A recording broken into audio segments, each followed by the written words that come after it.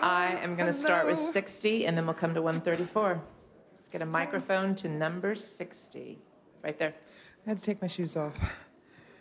So usually the dress looks like this, but my feet are bleeding. Hello. Over here. To your right, Allison. Okay, copy that. See you. My name's Rebecca Schumann from IVT. Hi, Rebecca. Thank you so much. You're welcome. So winning an Oscar by yourself with no one's help, that's an awesome feat. So now that you've won this big honor on your own, how are you going to change on the day-to-day basis?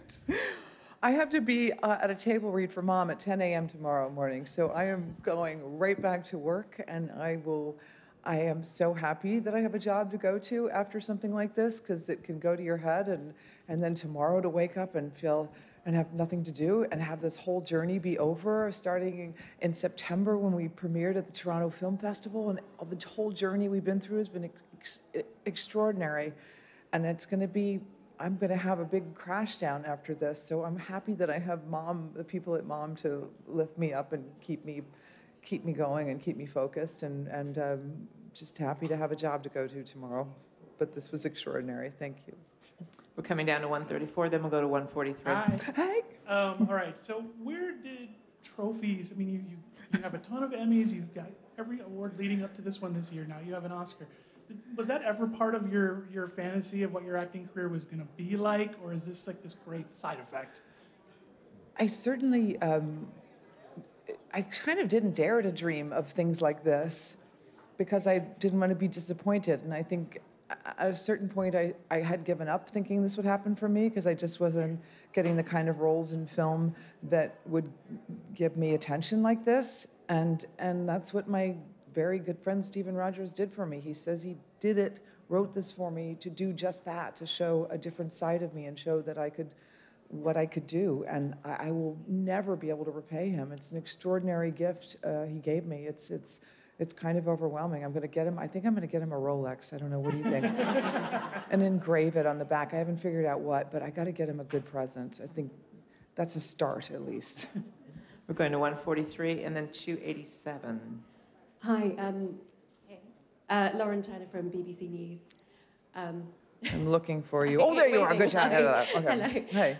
You've spoken about using your inner critic yes. for this role, but what's your inner voice saying right now? Bravo. Good going, girl. I am proud of you. Thank you.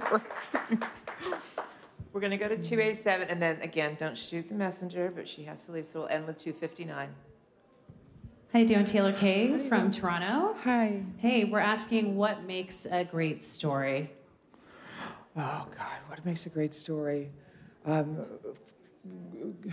Fully realized characters,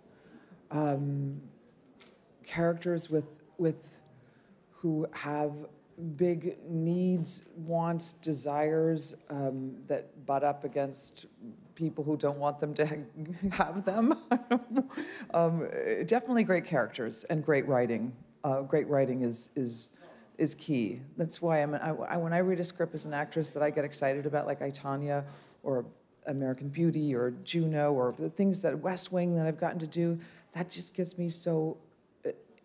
It makes me want to come alive, and I feel like I come alive when I do all the different roles I've gotten to do. It's how I feel the most tethered to the earth, and I feel a communicator when I'm telling other stories. And great storytellers are great writers, and I like telling stories. Thank you. Thank you. And we're ending on your right, Allison. Allison over here. Angela Bishop from Network 10 Australia. Can you talk us through a little bit of what it was like working with Margot Robbie and director Craig Gillespie?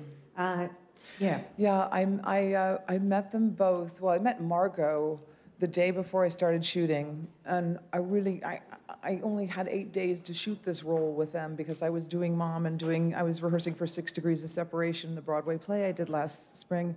I've never been more busy as I was last year, so when this came together, I had no time to do it, and all these producers made it happen. The producers of Mom and 6 Degrees, and you know, Margot and Tom and Brian Unclis and Tom Ackerley of Lucky Chap. They made it happen for me, and extraordinary. Margot she's kind of a phenomenon because I have no head for business whatsoever. All I know how to do is emote and do my acting. But she's got this great head for business and a beautiful heart, an artist's soul and a heart, and she's remarkable. I cannot wait to see what she's going to accomplish in her career. She's 20-nothing, and she's done this unbelievable performance in I, Tonya, and she's going to do extraordinary things. They're both, and Craig he killed this movie. He just killed it. I mean, killed in a good way. He just nailed it. He knew how to get. It was a running freight train. We had no time to shoot it, and he had the best sense of humor and best attitude, and knew how to grab things on the fly, and he's just a remarkable man. They're both. I've never even been to Australia, but I got to go now because yeah. Good on you, then. Thank you. Exactly. Thank you so much, and congratulations. Thank you very much. Cheers. Thank you.